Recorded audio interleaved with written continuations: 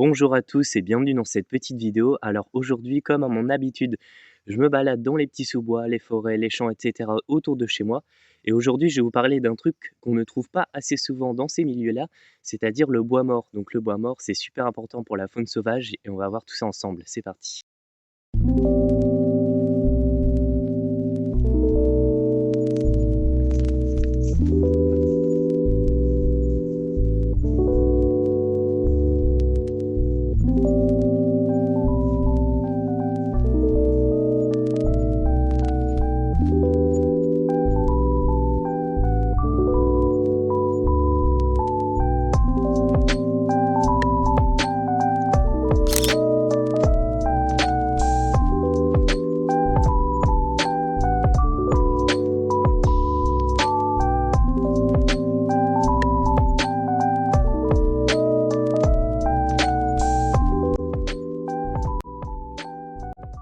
Alors souvent, il faut savoir que le bois mort, il est assez mal perçu. C'est un peu le symbole du désordre et on a tendance à rapidement s'en débarrasser.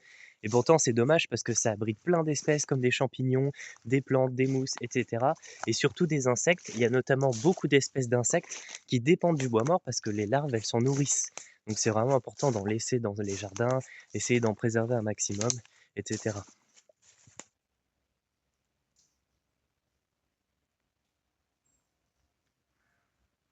Alors, au-delà du fait que le bois mort, ça soit un habitat très important pour de très nombreuses formes de vie, comme des petits mammifères, des insectes, leurs larves, des champignons, des plantes, des mousses, etc., et ben avant tout, c'est une source de matière organique en décomposition sur le très long terme.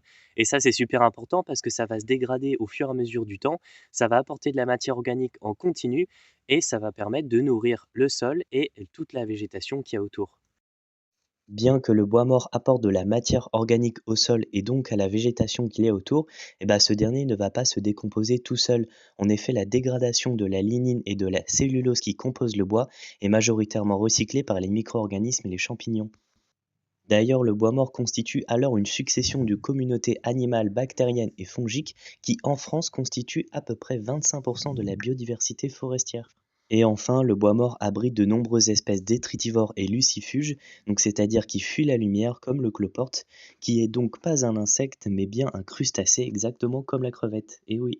D'ailleurs, si on regarde bien l'organisation du squelette externe du cloporte, on se rend bien compte que c'est très similaire à celui de la crevette. On retrouve également plein d'autres espèces d'arthropodes qui ne sont pas des insectes, comme ici des myriapodes, les mille pattes.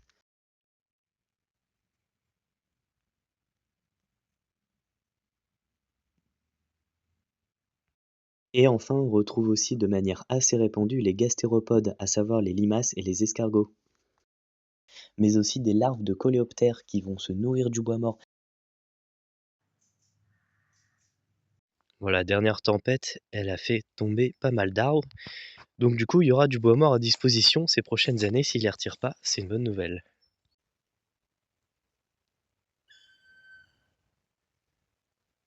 Oh,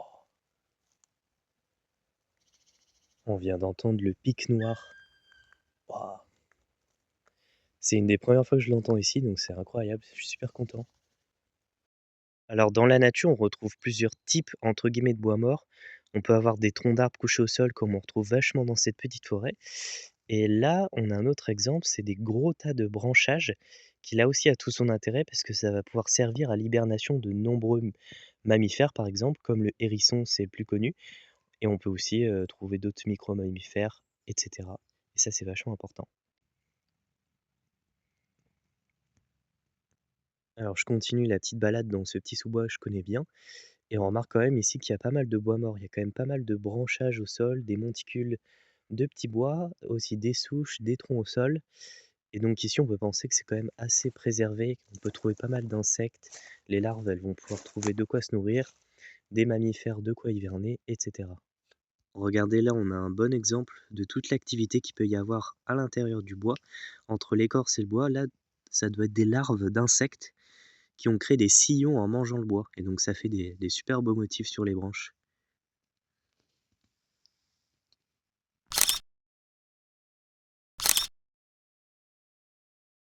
Alors enfin, petite conclusion sur cette vidéo comme j'ai l'habitude de faire avec ce genre de petites vidéos. Alors ici, pour aller dans le bon sens, essayer d'accueillir un petit peu plus de bois mort, les jardins, c'est vraiment une solution très importante. On peut essayer d'accueillir un petit peu plus de bois mort dans les jardins pour diversifier les milieux et pour que de nombreuses espèces animales et végétales trouvent refuge. Donc pour ça, on peut laisser quelques rondins au sol, on peut laisser quelques branchages, mais aussi des souches. Et le plus important, le top du top, ça serait de laisser un arbre mort qui soit encore debout et de ne pas avoir tout de suite le réflexe de le mettre par terre. Parce qu'en fait, ça c'est vachement important, ça peut aider notamment beaucoup d'oiseaux à faire leur nid, comme par exemple des chouettes, des pics, etc. Et donc plein d'espèces qui vont pouvoir nicher dans ce genre de milieu.